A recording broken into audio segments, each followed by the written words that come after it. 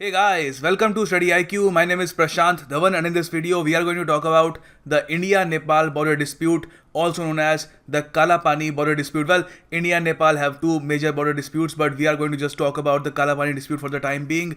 The reason we are discussing this border dispute is also because Chinese Foreign Ministry recently mentioned the Kalapani border dispute in a very strange statement that we shall discuss.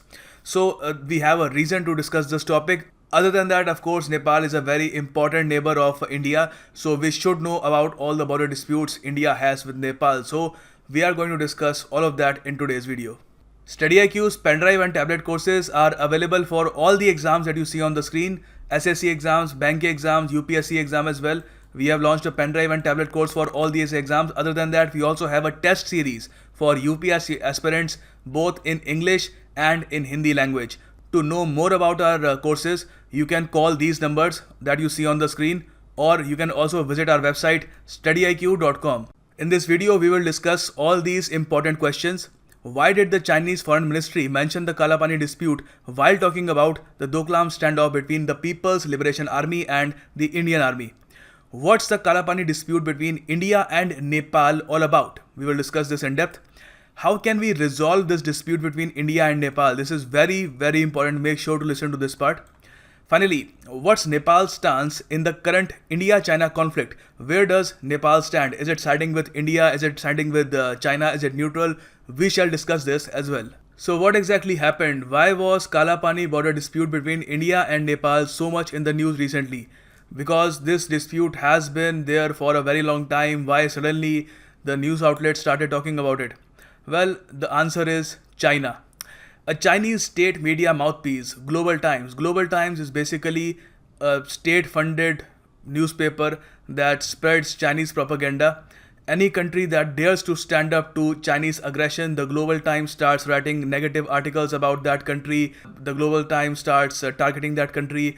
India got similar treatment by the Global Times when it stood up to the Chinese road construction near the disputed Doklam Plateau. And since then, the Global Times has been writing a lot of anti-India articles. Usually, they are not taken very seriously, but this time around, they were. Because the Global Times said military actions was inevitable if Indian troops did not withdraw from China's soil in Doklam. Now, of course, this is a very provocative statement. No responsible news outlet would say something like that. It's quite a big deal if two huge economies like India and China fought a war. That would be catastrophic. The reason why Global Times statement this time around was not taken in jest was because Chinese Foreign Ministry made similar aggressive remarks with the reference to the Doklam standoff. They said the Indian side also has many trijunctions. What if we, China, use the same excuse and enter the Kalapani region between China, India and Nepal, or the Kashmir region between India and Pakistan? The rationale behind such a statement that was made by Wang Wenli of China's Ministry of Foreign Affairs was that since India's reason for entering the Doklam Plateau to stop Chinese road construction, the reason that Indian Army gave was that this is a disputed region and we have friendly relations with Bhutan, so we cannot allow you to construct a road in a disputed territory. So the Chinese Foreign Ministry said that China too can use a similar argument and intervene in India's disputed regions like the Kalapani region between India, Nepal and China, or the Kashmir region between, of course, India and Pakistan. So let's just have a look at the map and so that we can understand what China was trying to say. Now, the Chinese Foreign Ministry was talking about disputed trijunction areas. So, a classic example is the Doklam Plateau. This is a trijunction. A trijunction is basically a point where the borders of three countries meet. So, you can see this is the border of India, this is the border of Bhutan, and this is the border of China. So, this is the trijunction, and this is the Doklam Plateau where China is constructing a road. So, a similar trijunction, a disputed trijunction, can be found over here near the Kalapani region. Now, as you can see, this part over here, this is Kalapani. As you can see, I think it is faintly visible. I hope most of you can see that anyway. So this is near a trijunction area as well. This is China's border, this is Nepal's border, and of course this is India's border. China's threat was that this disputed area between India and Nepal this can become a very fertile ground for further Indo-Chinese confrontation near the international border, because China said that since you have dared to enter a disputed area where China had a dispute with some other country, we shall do the same with you. Now, they mentioned Kala Pani and, of course, the Kashmir region. I'm sure most of you guys are aware about the situation in Kashmir, so I won't really be discussing all that in depth. Now that we have discussed this, let's just understand what exactly is the Kala Pani dispute. In order to understand the border dispute between India and Nepal, it's quite important to understand India-Nepal relations. To do that, I have some points over here that we will discuss. Other than that, for you guys, what I've done here is I have a book by Shashi Tharoor, one of India's famous diplomats and, of course, a very prominent politician. The book's name is Pax Indica. I will be reading a few pages from this book. It will be very beneficial for you guys. I advise you to listen to every sentence that I will read out, and then we will discuss it and analyze it. Now, first of all, if we are to describe India-Nepal relations in a nutshell, we can do it with a quote. Nepal's ambassador to India, Deep Upadhyay, make sure you remember his name. They might ask this in some examination. So he is Nepal's ambassador to India. According to him, Nepal has roti beti ka rishta with India. It basically means that Nepal has had cultural ties with India. A lot of families in Nepal and India, they have tied relations together through marriages. Other than that, many people from Nepal, they come to India to seek work, to seek employment, to do business. Similarly, a lot of Indians go to Nepal and do business over there. So I think if you guys have just a slight knowledge of the Hindi language, you can appreciate the beauty of this quote by Deep Upadhyay. Now the next point is a joint military exercise Surya Kiran between India and Nepal was held in Uttarakhand. Now, of course, there was a joint military exercise between India and Nepal in Uttarakhand in 2017. You must remember the name Surya Kiran. Nepal doesn't really have a navy since it is a landlocked country, as you saw in the map. It doesn't have a coastal line, so it doesn't require a navy.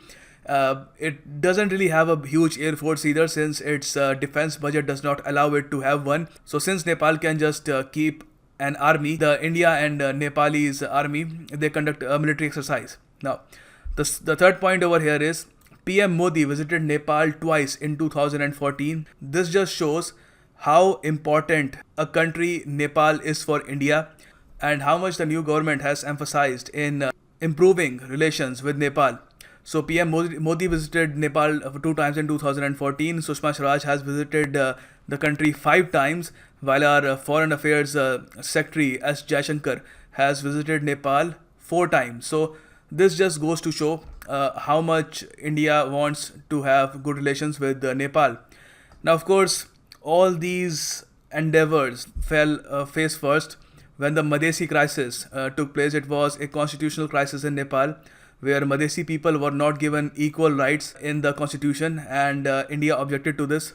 And later on, Nepal accused India of blockading its border, because a lot of imports, whether it's oil or any other thing, they have to cross through India in order to reach Nepal. So Nepal accused India that since Nepal is not making the constitutional changes that India wants, India is blockading Nepal's border, so that Nepal cannot get any imports, essential imports. So this was a very bad phase in India-Nepal relations. Of course, it has passed. Since then, there has been some progress, and hopefully this unfortunate chapter won't play a huge role in the India-Nepal relations. Now, so what does Shashi Tharoor have to say about India-Nepal relations? Let me read this out for you. So over here on page 96 of Pax Indica, the name of the chapter is A Tough Neighborhood, if anyone wants to know. Shashi Tharoor writes that India-Nepal share a unique relationship of friendship, cooperation, underpinned by linguistic, cultural and civilizational links, wide-ranging commercial and economic ties, and extensive people-to-people contacts. It is said that when the princely states in British India were being, now again, I don't know where he got this information, I'm just reading it out from the book. This is what Shashi Tharoor wrote. It is said that when the princely states in British India were being integrated into the Indian Union, the Maharaja of Nepal sent an emissary to find out where he had to sign up. So over here, Shashi Tharoor Saab, he's saying that it is said, of course, there's no official record of it, that Nepal too wanted to be a part of India when the Union of India was being formed. But this is the interesting part over here. But India didn't like the idea because India recognized the value of a buffer state on its northern border. Now, this could be a pretty good move actually. You need buffer states. So, Nepal remained independent, and as the only country whose nationals require no passports to cross into India. The border is notoriously porous. Of course, he has written something about the border that doesn't really concern us all that much. Few countries have a relationship as wide-ranging and multifaceted as the relationship between India and Nepal. There is an open border between the two countries, extensive marital, kinship, and cultural links, as I told you earlier, roti beti ka rishta, and nationals of one are treated as nationals by the other, adding up to a relationship as intense and intimate as it is possible to find between two states. Indian economic, political, educational, religious, spiritual, cultural influence on some critics would say dominance, they would use the word dominance, of Nepal is pervasive.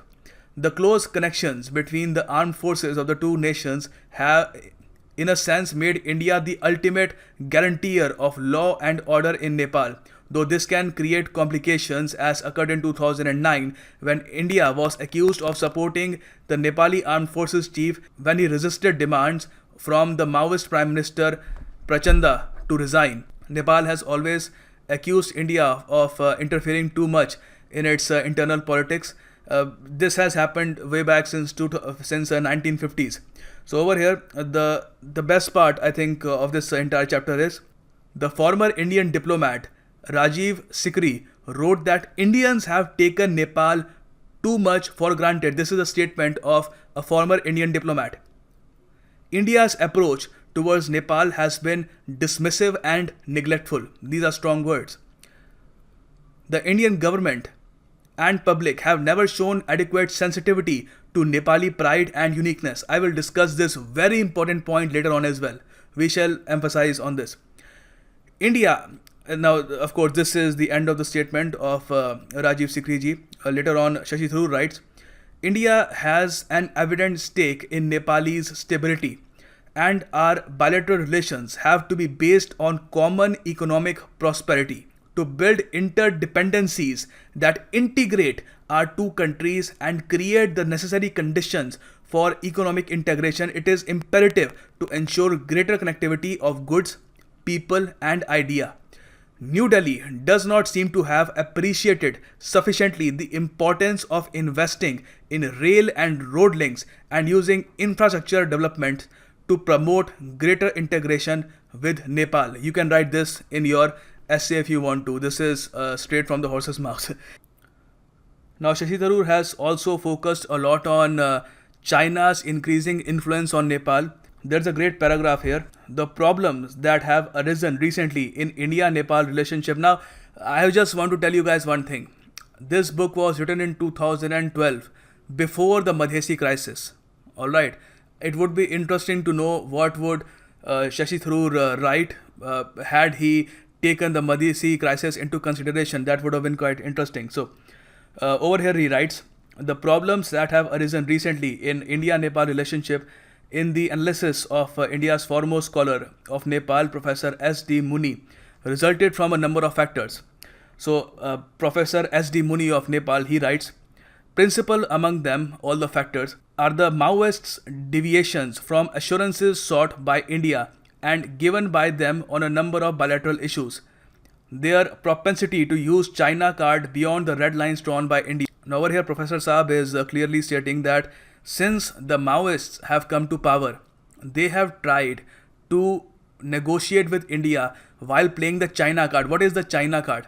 Nepal's China card is that it can become more dependent on China perhaps in the near future than it is on India, thus reducing the influence India has on Nepal, which would eventually result in a strategic loss for India. So this is the China card, and according to Professor S.D. Muni of Nepal, the Maoists of Nepal like to play this card a lot. Other than that, he also writes about this very important point. This is prior to the Madesi crisis. Listen to me carefully. India's fears that the Maoists were inclined to and capable of changing Nepal's domestic power equations. And finally, Delhi's fear that a constitution drafted under the assertive Maoist leadership may not be compatible with the demographic profile of Nepal. Now, this resulted in the Madesi crisis. Scholars were concerned about this constitutional crisis since 2012. They knew that the Maoists that are in power, they will probably draft a constitution that will be unacceptable to India, and thus it will result in a crisis that occurred later on. So a very interesting analysis over here.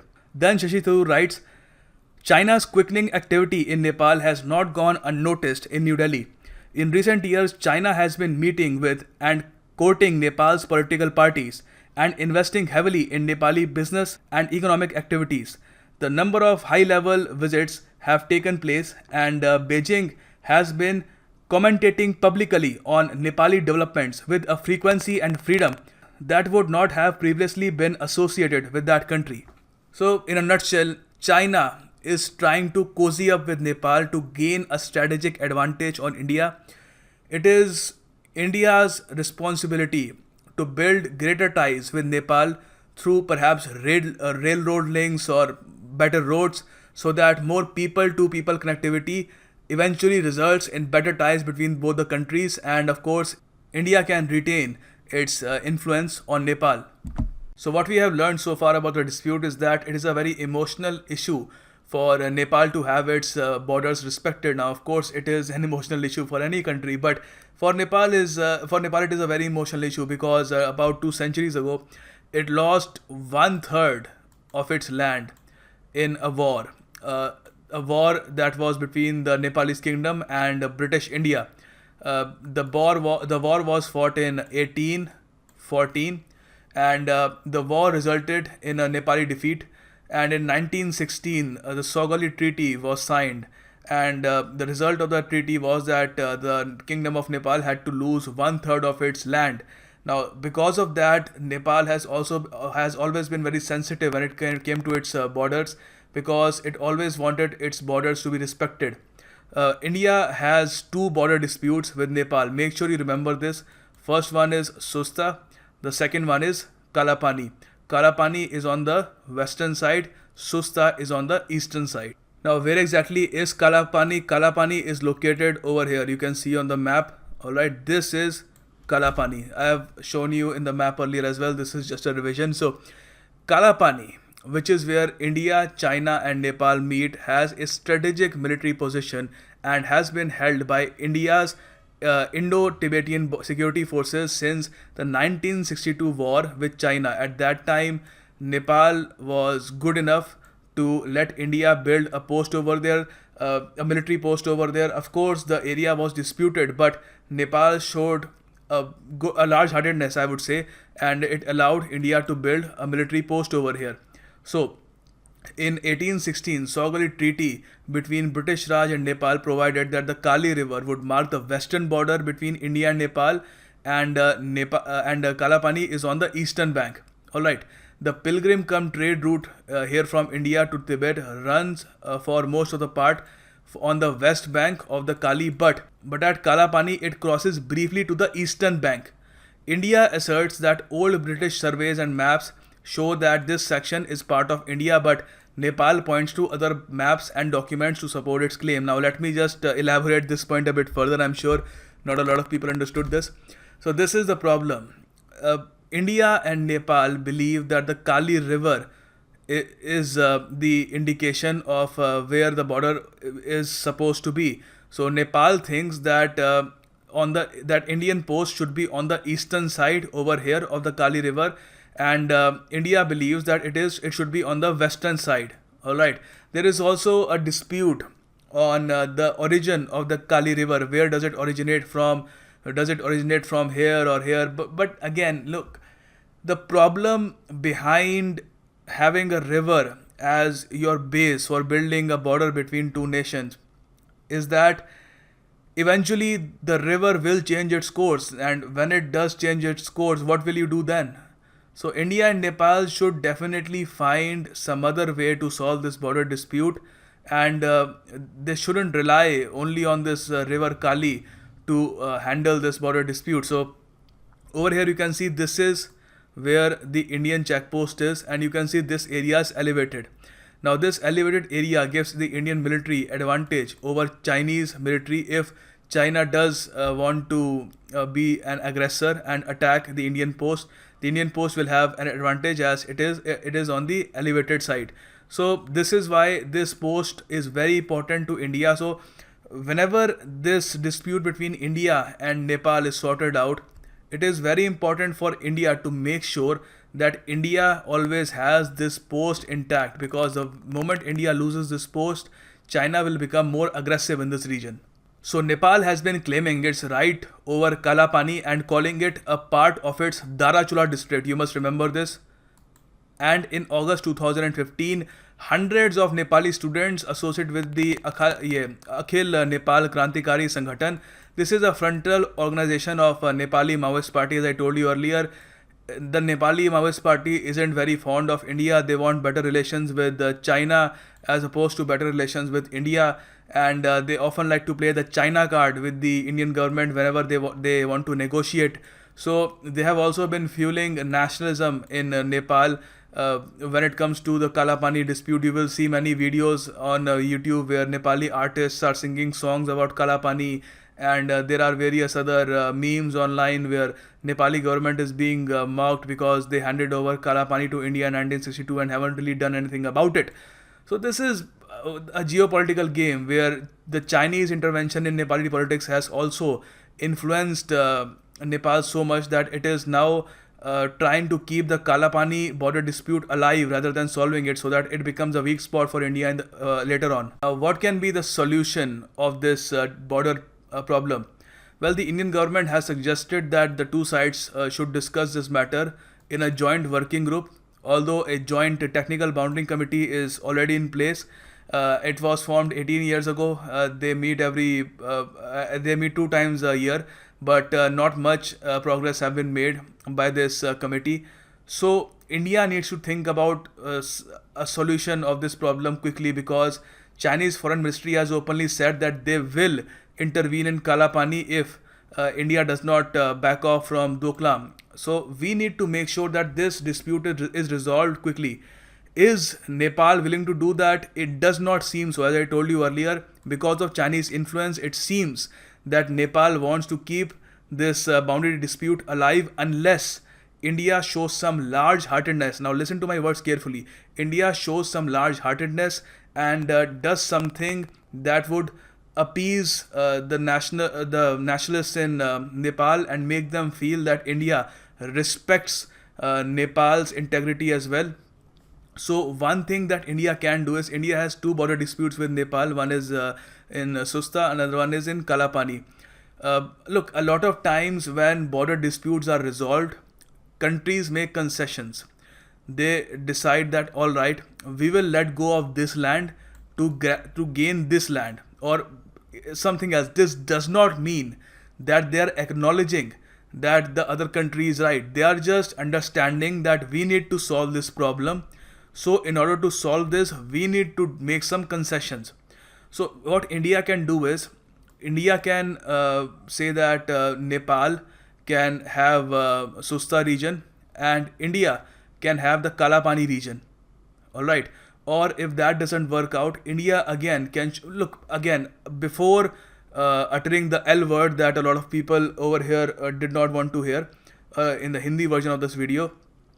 We need to understand that this problem has been lingering for a very long time and we need to solve it. It's high time now. And we need to look at three things. What are our objectives, how we can achieve them, and what we will be losing. So what India can do is show some large-heartedness. Just tell Nepal that, all right, we accept your side of the story. we will hand you the Kalapani region, but we have a clause: you must give us this land for on lease. So this land will be officially yours, but our main objective is to have a military post over here. So once Kalapani is with India on lease, India can have this area on lease for about 100 years, and that pretty much solves the problem. Now, any other suggestion to any other advice to solve this problem can pretty much be like, let's talk. We have been talking for a very long time. It has not yielded any results. A very aggressive China wants to intervene in this region. So you guys tell me what other solutions can we come up with. All right, and do give some rationale behind your logic. So this is the end of the video. The solution needs to be it needs to come fast, and hopefully in a year or two, India and Nepal will be able to solve this Kalapani border dispute. Now, before wrapping up this video, let's talk about Nepal's stand on the India-China standoff. Nepal's Deputy Prime Minister Krishna Bahadur Mahara, he has stated that Nepal won't take any sides in India-China standoff. Alright, so they have made this clear. Is this good for India? No, it isn't. Because for a very long time, India has given Nepal so much that when India genuinely needs Nepal's help, it needs Nepal to be on its side, Nepal has refused to do so, and it is actually a diplomatic failure on India's side, because the Indo-Nepal border is open. Nepalis and Indian nationals may move freely across the border without passports or visa, or may live and work in either country. However, Indians aren't allowed to own land properties or work in government institutions in Nepal, while Nepalese nationals in India are allowed to work in Indian government institutions except for IAS, IPS and IFS. So since India is giving so much to Nepal, of course it's a landlocked country, we are bound to give Nepal access to our ports so that it can import whatever it wants to. But we have gone one step further and given Nepal an open border so Nepali people can work in India and vice versa. We expected Nepal to be on India's side in the Doklam issue, which it has not done. So this is what the situation is right now. I would like to know your views on it. Do write it in the comment box below, and like this video if you liked it. And I will see you soon with another topic. God bless you all.